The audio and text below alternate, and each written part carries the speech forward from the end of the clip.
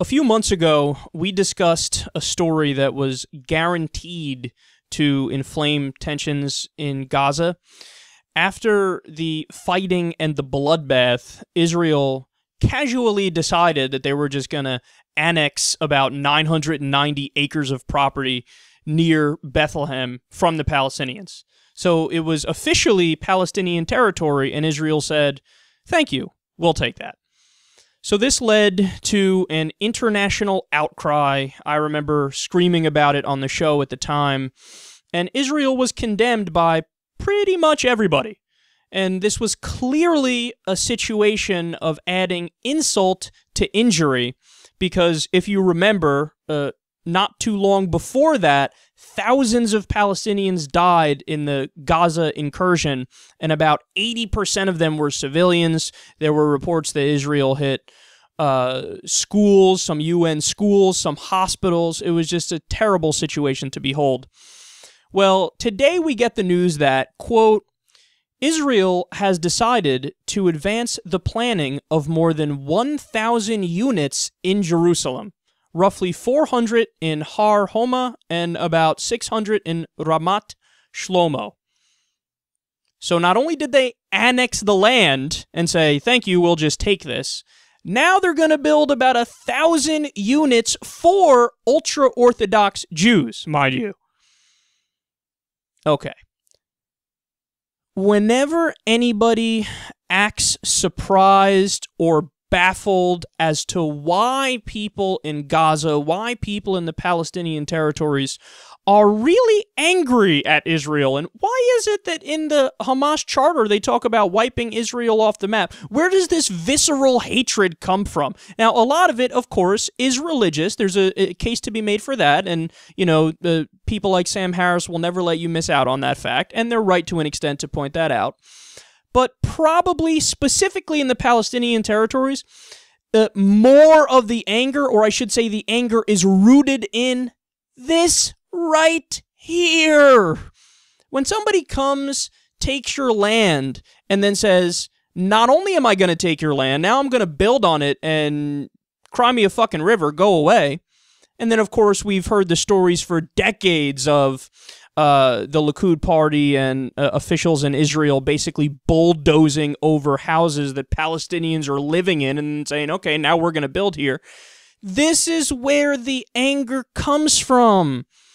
This is why people in the territory actually voted at one point for Hamas. Now, Hamas has stepped down and given up their power to Fatah. That was a story recently that we covered here on Secular Talk. I don't remember anybody else that covered it. So they had some sort of an agreement, some sort of a unity government, and they actually gave up control to Fatah. But, you know, people wonder why. Well, why did they vote for the crazy people with the guns who want to continue to launch missiles at Israel? Well, this is one of the fucking reasons why. Now, understand something. Under no circumstances do I ever defend actual violence coming from Hamas to Israeli citizens, where they fire rockets in there and they actually do kill citizens or hurt citizens, and they do violent resistance.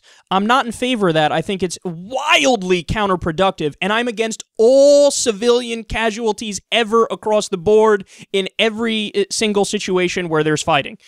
No ifs, ands, or buts about it. That's my position for sure. So I also wish that Hamas was never in power. I also wish they weren't a thing. But when people act baffled, well, why is it? I can't believe they voted for those damn terrorists. Why would they do such a thing? Well, maybe because Israel is continuing to go further and further and further into Palestinian territory, and they take it, and then they turn around and act like, well, we didn't do anything wrong. The other people are always wrong about everything ever. They're the terrorists. They're the bad guys. When we take land and then we decide to build on it, that's just because we're the good guys by definition. See, this is the problem. What we need to do is be as objective as possible and condemn actions on both sides whenever there should be actions condemned on both sides.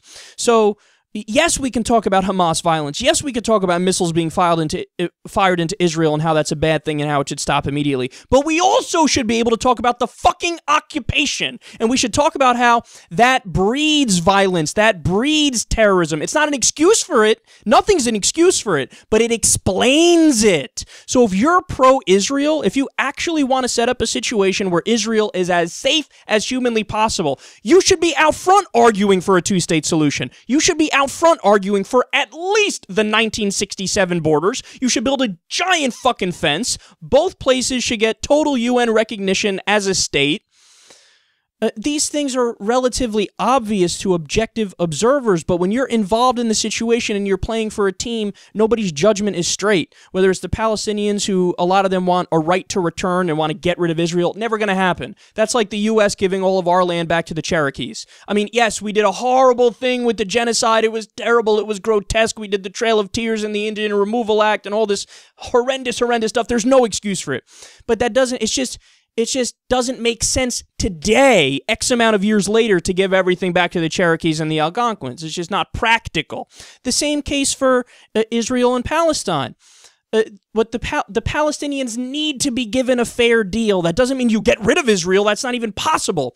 What it does mean is at least the 1967 borders. I would prefer the 1947 borders. But what Israel is doing right now is standing in the way of peace. Because whenever there's direct talks between Palestinians and Israelis, what happens is Israel says under no circumstances are we actually going to give you a state. Sometimes they come out and they'll give public statements about, oh yes, we're in favor of a state, etc., etc. But then behind the scenes, they always slap down the idea, to the point where even when Palestinian officials went to the UN and asked the UN for some sort of statehood status, Israel and the US flipped out. They're like, how could you do this? How could you go behind our back and fuck up the peace process and ask for a state in a peaceful manner?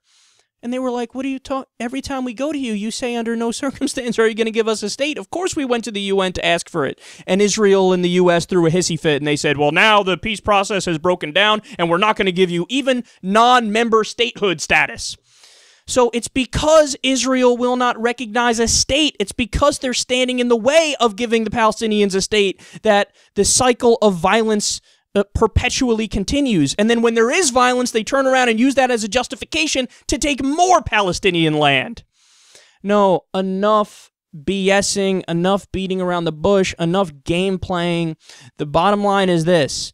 You should not build further into the Palestinian territory. You should not build 1,000 new settlements. You should not do any of this stuff. You should immediately not only move back from there, but move back to before the 1967 borders and set up a two-state solution, because that is the only way we're going to get anything even close to resembling an actual peace deal.